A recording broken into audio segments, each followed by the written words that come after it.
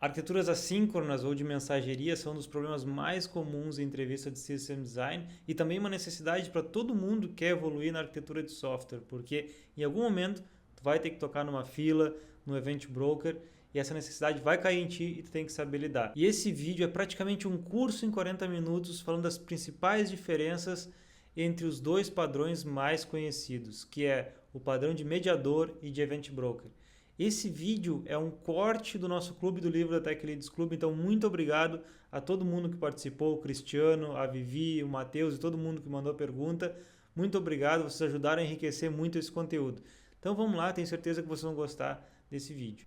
E antes de começar, se não me segue aqui, eu sou Valdemar Neto, eu falo de conteúdo avançado sobre liderança e desenvolvimento de software.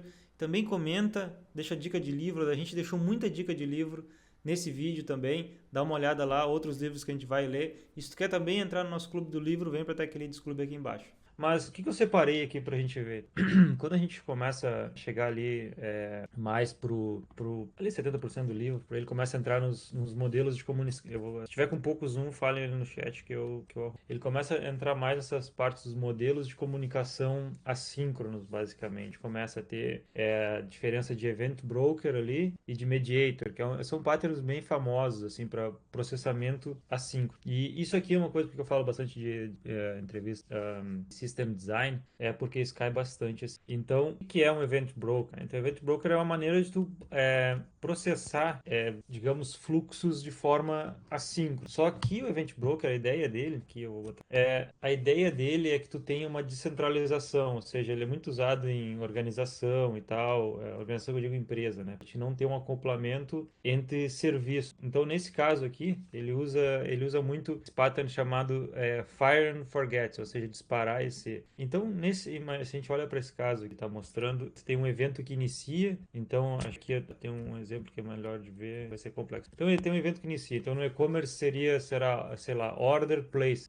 Tu botou uma order lá, alguém iniciou uma compra no teu e-commerce. Depois tu vai botar isso, pode ser aqui um event channel. Claro que aqui o livro ele é bem abstrato, né? Mas o event channel, para quem é acostumado com Kafka, seria um tópico do Kafka. Seria um tópico chamado orders, por exemplo, né? Onde está botando eventos lá. Então tem esse evento entra lá e aí tu tem alguém que vai processar esse evento. Aqui pode ser, pensa num serviço, num worker, algo que está escutando aquele tópico ali para processar. Esse processor vai processar o evento, a order placed, e vai fazer algo com esse evento. Então, o order placed podia gerar outro evento, vamos dizer, o primeiro aqui seria quantity decreased, por exemplo, ou Product Quantity Decreased, algo assim. Botaria num outro tópico, seria um tópico de produtos, provavelmente, ou de estoque, mais clássico seria de estoque, para baixar aquela quantidade lá. E também, outro caso seria teria outra parte do sistema escutando esse evento de order created para começar um checkout, então ele faria ali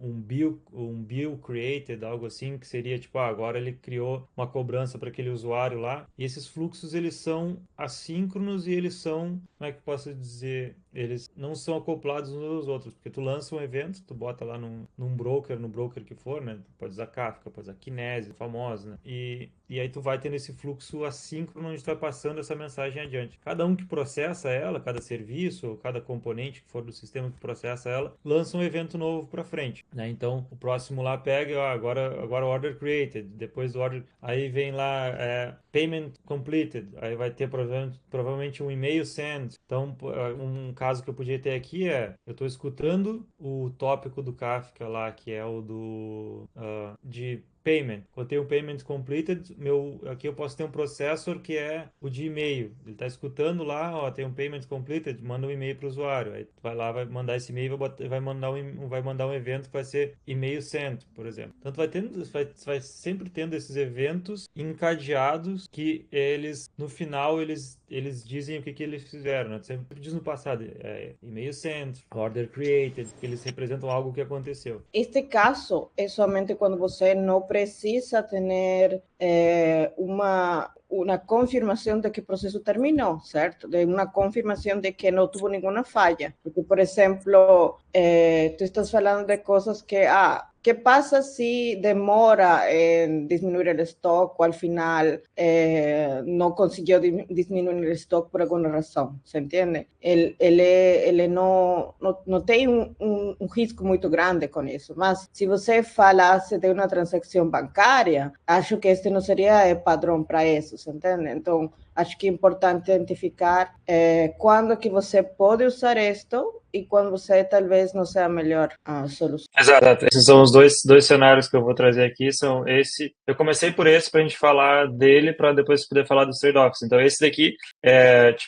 bem que a Vivi falou ali, para casos onde você precisa ter controle do fluxo todo, ele começa a ficar complexo. A gente vai falar um pouco mais sobre isso. Se tiverem dúvidas, pode mandar no chat eu falar que a gente vai conversando. Mas, então, seria ali vários serviços comunicando atrás de eventos, usando um broker como o Kafka, por exemplo. Nesse padrão de Fire and Forget, que é ali, seguindo a ideia que a Vivi falou, no Fire and Forget, basicamente, tu que produz o evento, tu não está muito preocupado com o que vai acontecer ou o que as pessoas vão fazer com aquele evento que foi enviado ali, né? Enquanto o outro que eu vou mostrar aqui, que é esse daqui, que é o Mediator, tu quer saber o que aconteceu e tu controla todo o fluxo, que a gente vai ver quando usar cada um deles.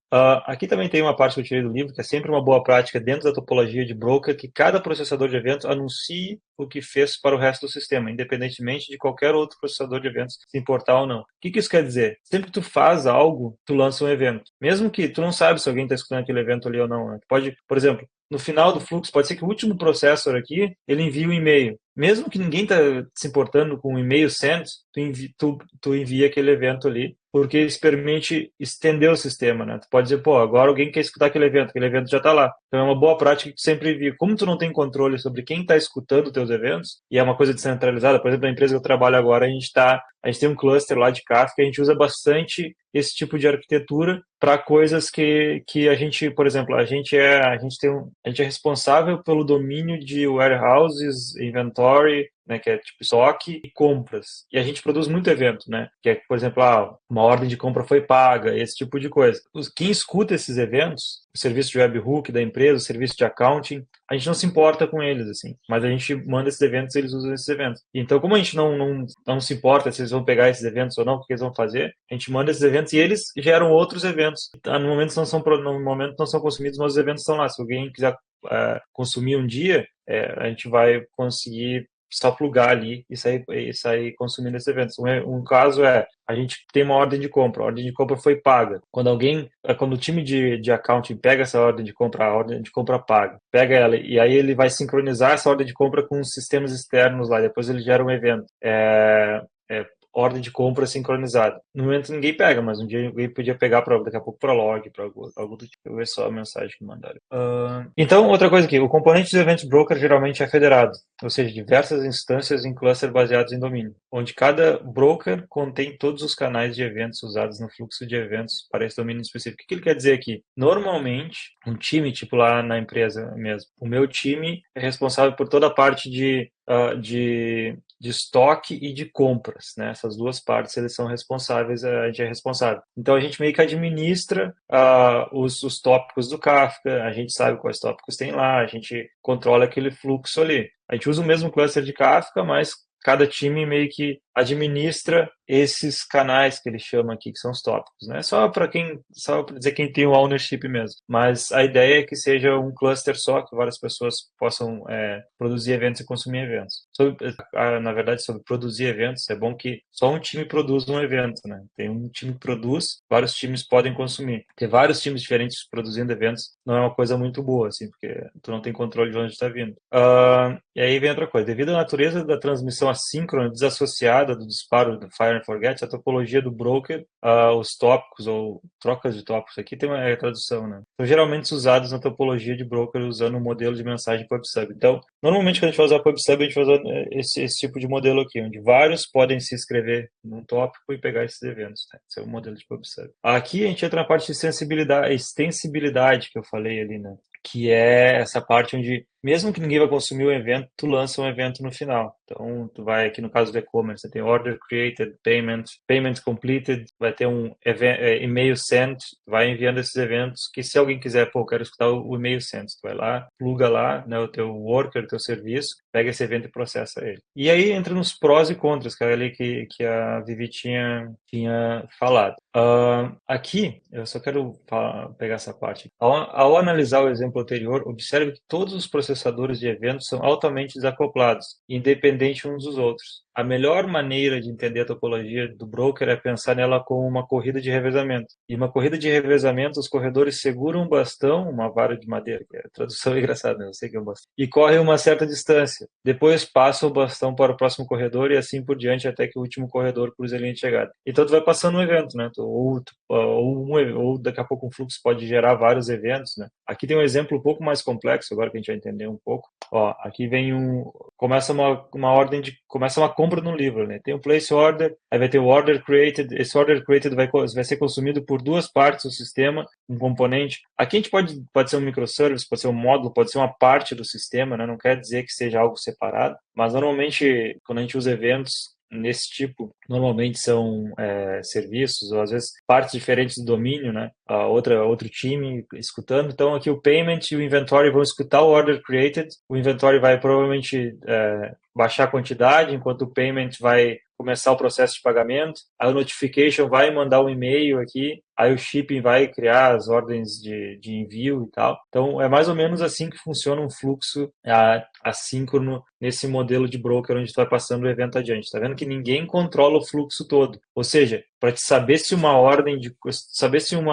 order aqui, né, no caso numa compra, ela está completa, tu teria que olhar para todos esses estágios, para todos esses eventos, para saber o estado que eles estão. Então, normalmente o que se tem aqui, se tu quer saber o estado final, é tu ter algo que escute daqui a pouco todos esses eventos e vá guardando um estado, assim, para dizer, ó, ele está nesse estágio aqui. Ou tu ter algum, daqui a pouco na tela, ou alguma coisa assim, alguém que mostre, né, todos os eventos que foram completos em cada um dos passos. Assim. Mas o que importa no final é tu chegar a parte final aqui que vai dizer, sei lá, payment completed ou order completed. Tem como fazer tracing como order ID? Tem como fazer. Na verdade, uma boa prática é tu ter um correlation ID que tu vai passando nesses eventos, né? Tipo, no primeiro que cria, por exemplo, order created, ia gerar um ID que a gente usa para relação, né? Um correlation ID, tu bota esse ID no payload. Normalmente tem um event ID, um correlation ID, tu vai passando esse ID adiante. Então, tu sabe que todos os eventos que foram gerados dentro desse fluxo, eles pertencem ao mesmo ID, ao mesmo correlation ID. Então, isso é uma boa prática também. Isso, inclusive, está em System Design, gente. Vou contar para vocês. Como é que eu faço trace? Usa um correlation ID, algo desse tipo. E cada evento também tem um ID para não reprocessar o mesmo evento, né? Isso também é uma boa prática nesse caso. E aí a gente entra aqui nessa parte aqui final, que é quais os trade-offs do broker, né? A Vivi deu um spoiler ali. As vantagens ele é muito desacoplado dos processadores, né, os event processors, ou seja, tem principalmente para empresas maiores, né, o caso lá que a gente está lidando, a gente tem o nosso domínio, nosso time lá, que é só que é a parte de compras e estoque, e tem outro time lá que é o time que faz a integração com serviços de accounting, outro time que é o de notification, que manda notification. Então, ter um broker no meio, Kafka, e a gente mandar os eventos e ter outro time que consome e envia é altamente desacoplado, porque a gente nem sabe como eles estão usando, a gente não precisa saber. Para esse tipo de coisa é bem desacoplado. É altamente escalável, porque um broker, ele normalmente ele é mais simples, se a gente pegar um Kafka, um Kinesis, ele é bem mais simples do que a gente olhar para um SQS e tal, a nível de estrutura, assim, porque ele é um stream, né? Ele é um arquivo onde tu consome uma posição dele e para guardar e mandar o evento. Então ele é bem mais simples, então é altamente escalável e a resposta é alta, a performance é alta por causa disso.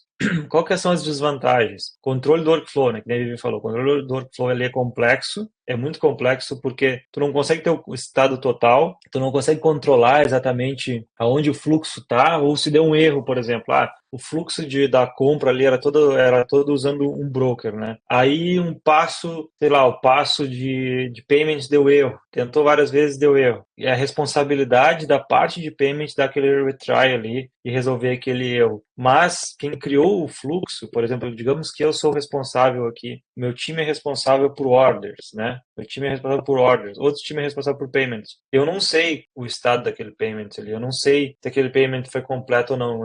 Eu vou simplesmente confiar que o time de payment está fazendo o trabalho dele. Até que daqui a pouco, sei lá, alguém me reclame e eu vou, mas o que aconteceu com esse payment?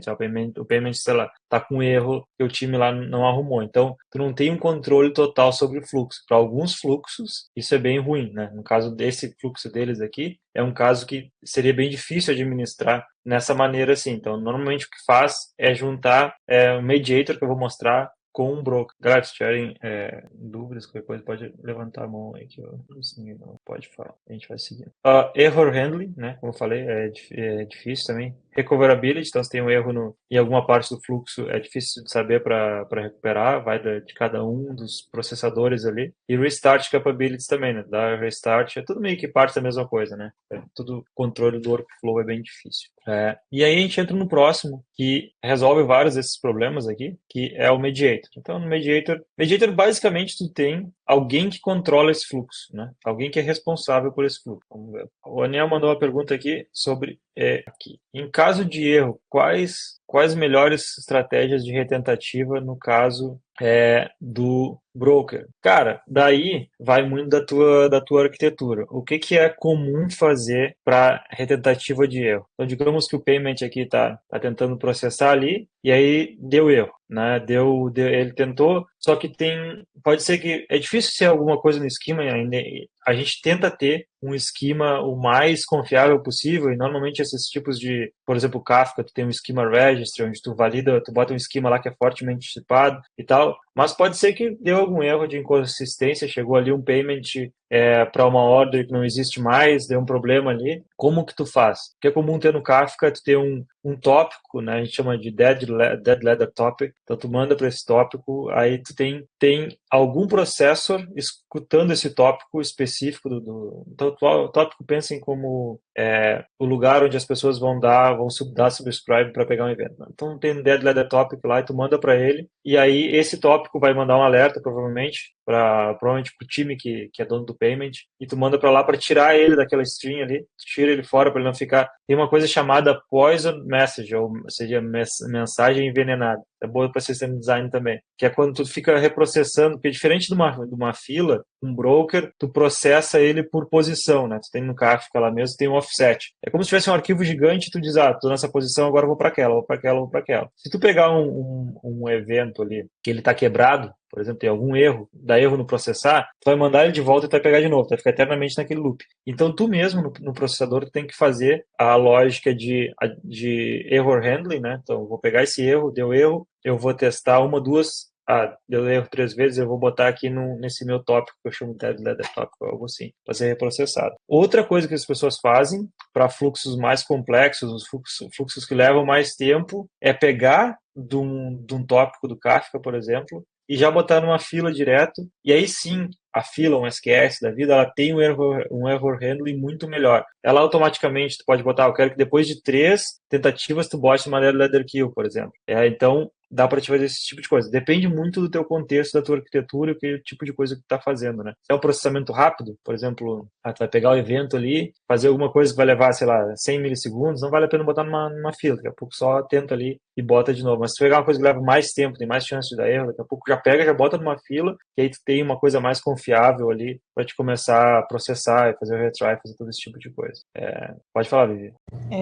Quando você falou acerca del poison message, isso me lembra muito a que el orden, às vezes, el orden é importante. Por exemplo, se você tem uma ordem de compra, por alguma razão de uma inestabilidade no sistema, ainda você quer atender essa ordem primero, porque fue la primera orden que fue atendida. Por eso es que se tenta, ¿cierto? Por ejemplo, si fuera alguna cuestión relacionada a lo de banco que hemos falado, você primero quiere procesar la orden de la primera compra y luego de la segunda, porque si no, no tiene suficiente stock. Entonces, ese orden es importante. Se entende muito bem quando você falou, pode ficar infinitamente se não tirarmos dessa. Exato. Agora a Vivi tocou numa coisa que eu ia falar no próximo ali. Não, eu vou deixar para o próximo. Vai ser uma pergunta aí para ver quem vai ser contratado na minha empresa. É uma bem interessante sistema design. Então vamos, Aniel, eu espero ter respondido a tua pergunta, senão pode perguntar mais aí. Vamos para o próximo, que é o fluxo de processamento mediator. Então, o mediator, alguém vai iniciar o fluxo, então aqui tem um evento. Aqui é mais mensagem, né? A gente pode falar assim, vamos falar mensagem. Eu gosto de separar mensagem e evento. Por que é mensagem? Porque quando a gente, no mediator, o padrão já muda. A gente usa comandos, né? Então aqui a gente está no broker, a gente estava usando eventos no passado. Por quê? Porque quer dizer que algo aconteceu, né? Algo aconteceu que gerou aquele evento. No mediator, a gente normalmente tem alguém comandando isso, né? Então a gente tem alguma parte do sistema quer entender aquele fluxo ali, quer comandar aquele fluxo. Então, os eventos ou as mensagens, elas são no presente, são como um comando. Create order, por exemplo, né? Então, tu vai ver que essa diferença, a primeira coisa que vão perguntar para vocês é qual a diferença do nome de eventos entre no mediator e no broker. No broker é passado, no mediator é um comando, é create order, update warehouse, esse tipo de coisa. Então, guardem isso daí, que é bem interessante, esse livro fala sobre isso. Então, aqui seria create order, por exemplo, e aí ele vai comandar essas partes do sistema aqui. A gente vai ver como ele vai fazer isso. Aqui, nesse caso, ele tem cada parte tem uma fila. Então, pode ser que aqui obviamente um exemplo, mas na vida real, às vezes a gente tem um mediator que tem partes do sistema que são síncronas, onde faz uma request ali, uma request REST, e outras são assíncronas. A gente bota na fila de outra parte do sistema, né? Aqui eu peguei um create order. A parte de payment eu boto numa fila, a parte de update de estoque eu faço uma requisição REST. Pode acontecer. O que importa é que esse cara aqui, ele tem controle total e ele comanda cada passo dessa transação. Então, o que o livro diz aqui? A topologia do mediator, da arquitetura orientada a eventos, aborda algumas das deficiências da topologia aqui é broker, né? Vou botar aqui, a gente tinha traduzido. Descrita na seção anterior. No centro dessa topologia está um mediator de eventos, que gerencia e controla o fluxo de trabalho para iniciar eventos que exigem a coordenação de vários processadores de eventos. O mediador de eventos conhece as etapas envolvidas no processamento do evento, portanto, gera eventos de processamento correspondentes que são enviados para canais de eventos dedicados, geralmente filas, em um modo de mensagens ponto a ponto. Aqui, ponto a ponto, lembra que a gente falou do fire and forget, né? Tu cria um evento e não sabe quem está escutando. Ponto a ponto é esse design pattern onde tu sabe o que vai acontecer, tu controla o fluxo todo. Então, ele é feito basicamente para os trade-offs que a gente tem do que eu mostrei antes do broker. Mas ele também tem seus trade-offs que eu vou explicar. E aí vai ser interessante a gente pensar qual deles é o melhor, porque não tem, né? Vai de contexto. Aqui eu vou mostrar um exemplo para vocês do livro que é bem bom. Ó. Deixa eu ver se eu não tenho nenhum. Tá. Nesse exemplo, aquele mesmo do place order lá. Lembra? Ó, aqui um evento, aqui ó, é um comando, lembra ó, que eu falei? Create order, email customer, apply payment. Então ele tem steps. Então o primeiro step aqui dele, eu vou dar um zoom, o primeiro step dele, o primeiro passo dele é o create order, né? Então vai lá, create order, vai botar no order placement. Aqui pensem que isso aqui é outro componente do sistema. Pode ser um serviço. Se vocês tiverem dúvida disso, perguntem ali, só para ficar bem claro, que essas partes são chave. Esse order placement pode ser um serviço, pode ser uma parte do sistema, pode ser um módulo, uma coisa que tem uma fila, né? Que está escutando uma fila. O mediator vai lá na fila desse cara e bota, ó, tá aqui, ó, create order. O order placement vai processar essa ordem, esse evento, essa mensagem, no caso, e vai mandar uma resposta de volta. A gente vai falar mais sobre isso. Quando ele receber essa resposta, ele vai ver, beleza, a parte 1 completou, eu posso ir para a parte 2. A parte 2, o e-mail customer, a pipe payment, adjust inventory, esses três podem ser feitos em paralelo. Ele vai criar 3 mensagens, botar cada uma na fila de cada um desses componentes do sistema, né, o notification, o payment e o inventory, e eles vão começar a processar isso de forma síncrona e vão responder de volta, e cada um desses vai ser marcado como verdinho. Quando os 3 foram marcados, beleza, agora eu posso ir para o fulfill order. E ele vai chamar o order fulfillment aqui. Aí tem o replenish stock, que provavelmente vai chamar o inventory. Quando os dois terminarem, ele responde, aí vai para o step 4, e até que ele chega no step 5. Antes da Vivi falar ali, eu vou deixar aqui para vocês a minha pergunta sobre isso. Ó. Como que, nesse caso, é crucial que os componentes do sistema aqui respondam de volta para o mediator? Como que tu responde de volta numa arquitetura assíncrona de filas? Como tu responde de volta para o principal numa arquitetura assíncrona? Imagina, tu pegou uma fila, tu tem que responder de volta. Vamos ver as respostas aí, quem vai passar na entrevista. Pode falar, Vivi. ¿Quiere que responda eso o quiere que haga la pregunta? Não responde essa ainda, não responde essa.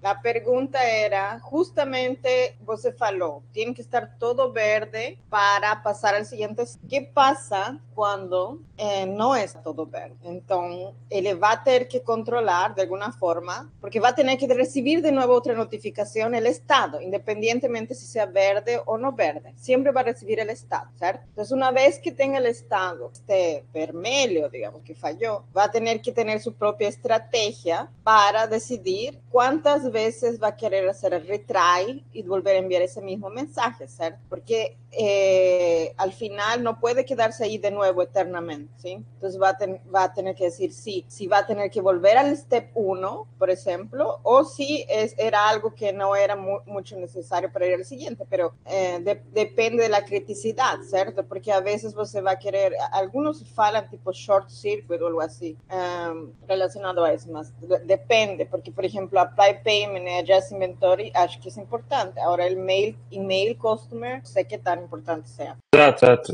Bem, isso vai guardando um estado, né? E aí pode ser que ele tá fazendo aqui, e aí o adjust inventory deu erro. Então esse passo todo, ele não vai ser completo até que essa parte seja ajustada. Normalmente faz, porque aqui a gente usa fila. Por que se usa fila, né? Normalmente nesse caso, porque tu quer poder botar na fila de outra pessoa. Normalmente tu quer ter essa coisa de retries, tu quer ter mais controle sobre o que está acontecendo. Então, se desse erro no adjust inventory, que provavelmente tu ia tentar licerar 3 vezes, botar numa dead letter queue, alguém ia ser notificado, ia ser reprocessado, provavelmente esse inventory. A gente ia falar sobre ordenamento, mas normalmente é assim que aconteceria. Até que o estado aqui, que seria o order, né, como um todo, estaria na parte de erro no adjust inventory. Arrumou, beleza, então completou todas essas partes. O mediator sabe que a if e-mail customer deu, apply payment deu e adjust inventory deu. Vou começar o step 3 aqui.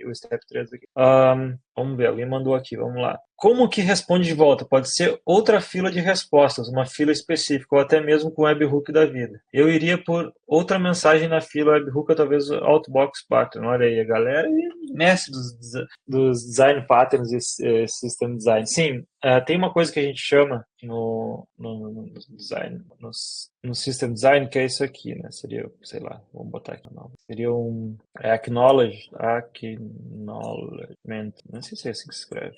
Acknowledgement queue. Então, quando vocês querem procurar sobre isso, procura por acknowledgement queue, vocês vão achar. Aqui vou aumentar meu quadrado. Que é uma fila, ou pode botar outro nome, né? Mas normalmente é o nome que se usa. Que é uma fila onde tu responde de volta. Então, podia ser uma fila só, que pertence ao mediator, que todos eles sabem. Quando termina de processar um evento, tu manda um evento de volta, uma mensagem, no caso, né, de volta nessa fila, dizendo o tipo de coisa, por exemplo, foi adjust inventory, pode ter um ID, no caso, né? Se tem algo que foi criado ou autorizado, tu bota esse ID ali nessa fila de volta. E o mediator fica escutando. Então, o mediator fica escutando tudo que vem de volta de resposta nessa fila e vai atualizando o estado dele. Então, dessa maneira, vocês conseguem ter ali, né, um processo assíncrono, onde tem respostas assíncronas também. Então, isso aí é muito massa. Cristiano, Matheus, Via, a galera tá aí na ponta da língua. Então, esse é o que a gente faz normalmente, uma fila de acknowledge. Então, aqui eram notas, como eu falei aqui também, é sempre um comando que a gente está mandando. Aqui ele vai indo mais um exemplo, onde os passos ali que eu falei vão ficando verdes, completos. Eu gostei bastante desse exemplo. E agora a gente entra nos prós e contras desse exemplo aqui. E agora eu quero perguntar mais uma coisa para vocês que são mestres do System Design.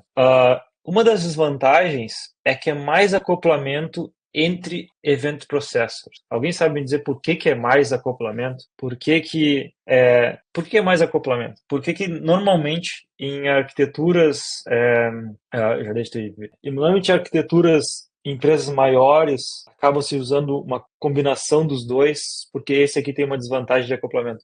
Pode falar, Vivi. Manda. Um step depende do outro. Conhecer outro serviço. Vamos ver. Pode falar, Vivi. Um step depende do outro, porque você necessita ter que todos los procesos que están en el STOS, por ejemplo, en ese ejemplo, tienen que ser verdes para poder ir al siguiente. Y, por ejemplo, si alguna razón el mediator queda fuera también, todo queda fuera, es un single point of failure.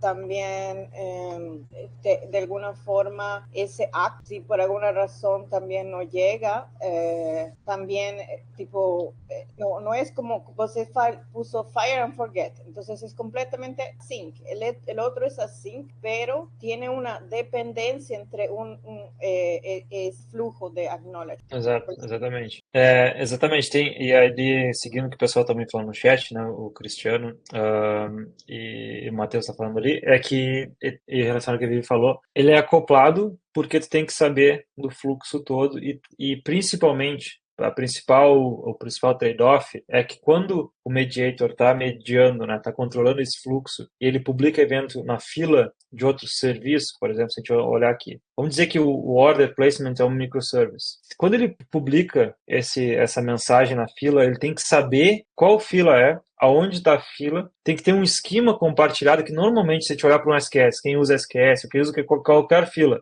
normalmente não se usa um esquema fortemente tipado. Normalmente tem uma validação ali dentro do domínio, algo assim, mas não é algo fortemente tipado. E outra coisa, tu perde o controle, no momento que tu tem o teu serviço aqui, e tu abre para outra pessoa publicar na tua fila, tu perde o controle de quem está publicando essas mensagens na tua fila e tu não tem como garantir que alguém não vai publicar uma mensagem ali que não faz sentido ou que vai, daqui a pouco, sei lá, vai quebrar alguma coisa de segurança. Então, tu perde o controle de quem está publicando e também tu acopla os sistemas. É quase a mesma coisa fazer uma requisição, sei lá, REST, por exemplo, né? Tu tá acoplando, só que, claro, ele é assíncrono, não é... Ele é melhor para escala, mas ainda assim é acoplado, porque tu tem que saber o contrato, tem que saber onde está a fila.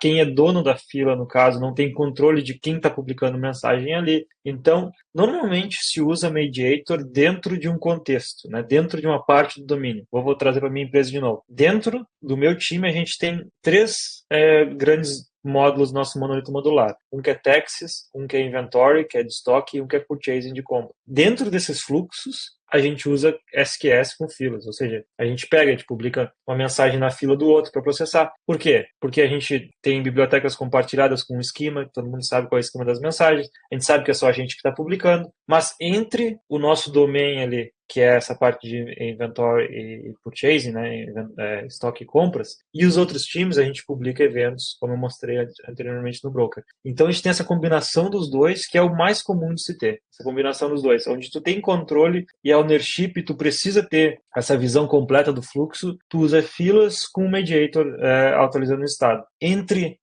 partes do domínio, entre bounded context daqui a pouco, ou entre subdomínios, tu usa um evento. Claro que aqui eu estou falando, né, empresas maiores, mais complexas, né, gente, não vai começar a usar isso no dia 1 de vocês aí na startup, só normalmente como funciona. Isso, SQS, estou falando SQS aqui, que eu uso bastante como base para filas. SQS seria tipo RabbitMQ e tal, que é o Simple Queue Service da Amazon. E quais são as vantagens? Então agora a gente já entendeu a desvantagem. Tem menos scalability, menos performance. Assim, menos performance é questionável, eu acho, né? Não vai muito de como tu implementa isso, mas tu tem controle sobre o workflow. O error handling é mais fácil, porque tu sabe o que está acontecendo, sabe onde parou. É fácil de ter recover, ou seja, tu pode dar retry e recomeçar um fluxo. É mais fácil de ter consistência também, porque tu tem o estado total, tu sabe, tem visão do estado total do processamento, então isso ajuda bastante. Deixa eu ver o que falaram e eu já sei. Beleza, e agora a última parte que eu queria ir, que é o que a gente falou ali, que tem outra pergunta agora para a galera mestre do System Design. Então, essa imagem aqui é muito boa, que eu vou te risco para lá. Aqui é um exemplo que o livro traz sobre, beleza, aconteceu um erro, né? Aconteceu, aqui ele está falando, ó, é um sistema de trades, e aí, onde é que dá o erro? Vamos ver. aqui, tá? Tem o Trade Placement Server, tem o Trade Advisor, bota uma mensagem no Event Channel, ou seja, numa fila ali dele. O Trade Placement pega esse e dá um erro, dá um bad trade. Aí quebrou as outras partes do fluxo, né? Aí aqui ele fixa e segue o fluxo, beleza. O workflow processa o fix the trade e aí segue. Só que o que acontece, nesse caso aqui, um caso simples, né? Onde, beleza, deu um erro. Aqui tem dois tipos de erro, né? Tem erros que a gente sabe na aplicação da gente, né? Tem um try catch, né? Se cair aqui, arruma essa mensagem e segue, porque é um erro que a gente sabe. Mas daqui a pouco tem erros que a gente não sabe. Por exemplo, vem um ID de algo que não existe mais, ou algo desse tipo, ou daqui a pouco alguém mandou uma mensagem que não está no padrão. Aí você vai ter que ir para uma dead letter queue para ser arrumado e reprocessado. Mas agora a gente volta lá na coisa inicial que a Vivi tinha falado. Beleza, o que acontece se, por exemplo, esse é o meu caso, inclusive, lá na BuildOps, na empresa. A ordem para a gente é importante. O que acontece se eu tenho que manter a ordem e teve um erro no processamento de uma mensagem? Beleza, peguei a mensagem para processar e teve um erro. Se eu botar ela para dead letter queue e pegar outra e ela voltar depois para ser reprocessada, ela vai ficar fora de ordem, né? Como que resolve isso? Vamos ver. Essa daí é para ser contratada, gente. E vê se tu sabe, espera aí. Me falou depois. É que eu acho que aí tem dois tipos de erros, né? Tem o erro de código, ou o erro puramente técnico, que aí tu trata com dead letter queue e coisas do tipo, e aí tem erro de fluxo de negócio. Exato. Aí seria um outro evento de, deu erro, e aí a aplicação anterior receberia a mensagem, deu erro ao finalizar a compra. Aí a de pagamento vai entender isso, vai fazer um estorno, que vai entender isso, vai lançar um outro evento de, deu estorno do pagamento, que o outro que vai entender. Então, tu acaba tendo, quando tu tem uma coreografia do microserviço, tu acaba tendo eventos de sucesso e de erro que todo mundo tem que saber lidar e tratar, né? Isso, esse é um caso clássico também. No mesmo message group ID, elas não são processadas na mesma são. O Felipe falou, se elas tiverem o mesmo group ID, elas são processadas na ordem, elas são, mas se tu tirar uma, no caso, tu vai processar a seguinte daquele grupo ID, né? Só tirar ela. Então, esse é um problema. A correlation ID para manter a consistência, sim, a resposta é uma combinação de todas as coisas, e ali o que o Cristiano falou de passar adiante também é importante, mas o que se faz normalmente é ter uma fila ali, mais ou menos que a Vivi falou, só que assim, no nosso caso, vou dar o nosso exemplo, a gente é multi-tenant, então quando tem um erro e a gente tem que manter a ordem, a gente tira todas as mensagens daquele tenant para uma outra fila que a gente tem, que é uma fila que ela é temporária. Então, ele basicamente tira todas dali, elas seguem, sempre que vem uma mensagem a gente bota naquela outra fila. Para quê? Para a gente manter a ordem, mas não processar. Então, a gente atrasa todo o processamento para aquele tenant, porque a gente tem que manter a ordem, mas a gente tira ele da fila principal. Por quê?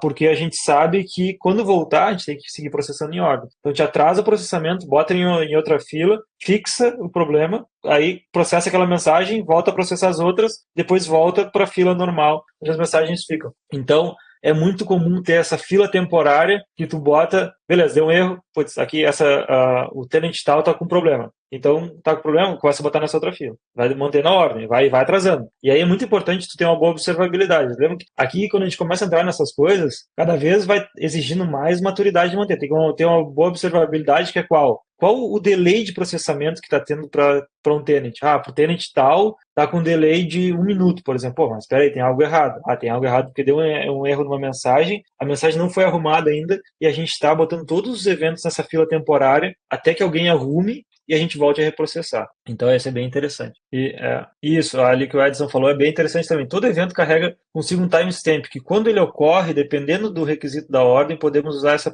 propriedade como base para ordenar eventos. Isso aí, o que o Edson falou ali é muito interessante, principalmente quando a gente está consumindo eventos de um broker. Às vezes, num broker, tu está consumindo tópicos diferentes, e tu quer manter a ordem entre dois tópicos. O que tu faz? Tu consome esses dois tópicos, aqui eu vou voltar aqui para vocês verem. Agora a gente está entrando no System Design aqui de Principal Engineering, gente. Vamos lá.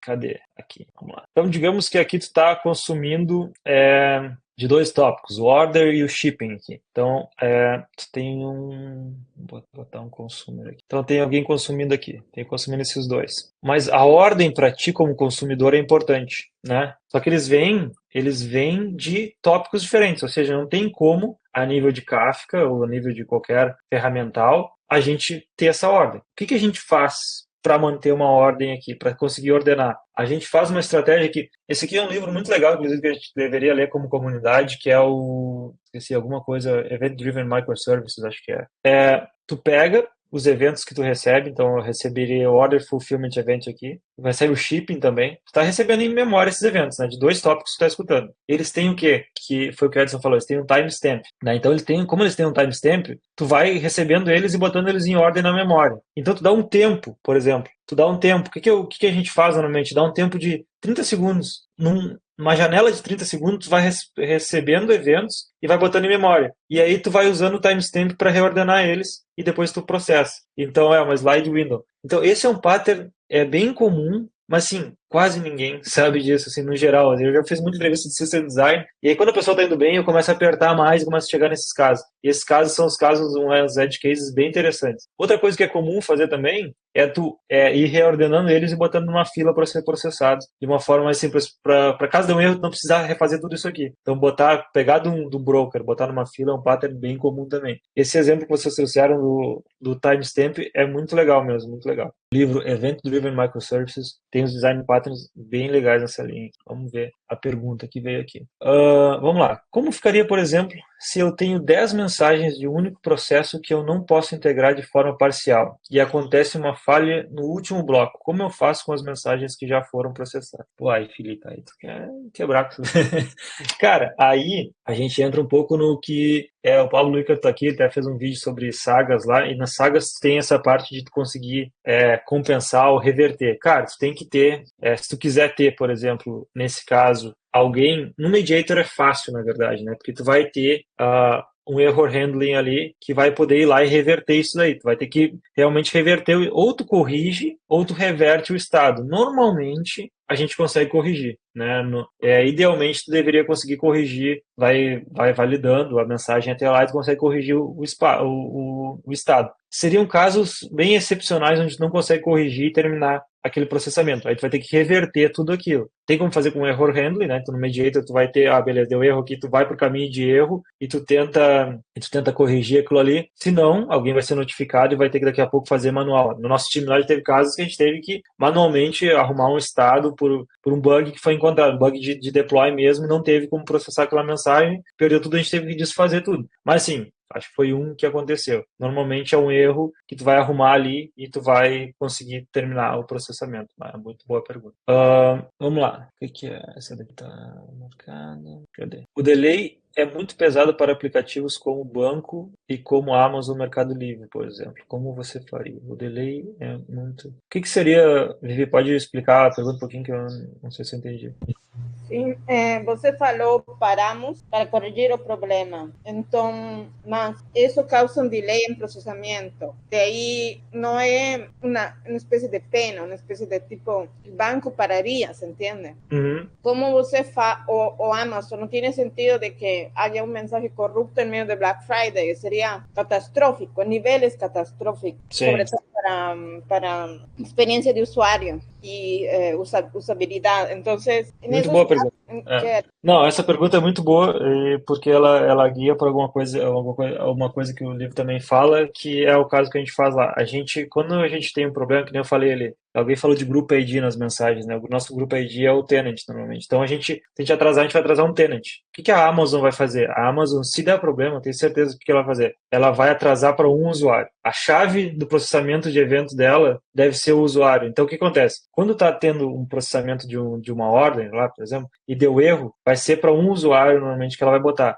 Mas deu um erro de código que está afetando vários usuários. Beleza, então vários usuários vão ser afetados por um tempo ali até que alguém corrija. E claro, lá o SLA deles de corrigir um bug normalmente é tipo 10, 15 minutos. Então não vai afetar por muito tempo. Mas a estratégia normalmente é tu usar uma chave como base, não afetar todo mundo ao mesmo tempo. Conforme aquele erro vai acontecendo, tu vai baixando, isso atrasar com Correlation ID. Então tu usa um tenant, numa coisa como a Amazon tu vai usar o usuário, o Mercado Livre tu vai usar o usuário. Então normalmente é o que se faz para te ir impactando em pequena escala, né? E até que tu corrija e tu consiga voltar. Essa pergunta é muito boa. O Felipe... salvando memória, tá? Avisar que eu coloco uma mensagem no final depois da última sobre a tua pergunta. Cara, tu pode...